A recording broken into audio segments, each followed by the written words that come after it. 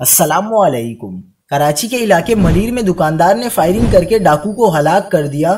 لرزہ خیز واردات نے تہلکہ مچا دیا۔ کیا آپ حالات حاضرہ سے آگاہی حاصل کرنا چاہتے ہیں؟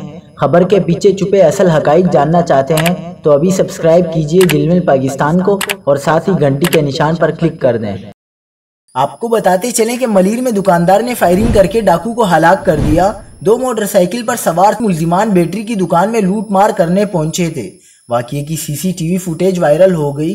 ملزمان نے کیس کاؤنٹر کا صفایا کرنے کے بعد جب فرار ہونے کی کوشش کی تو دکاندار نے فائرنگ کی۔ ایک ڈاکو پہلے دکان میں زخمی ہوا۔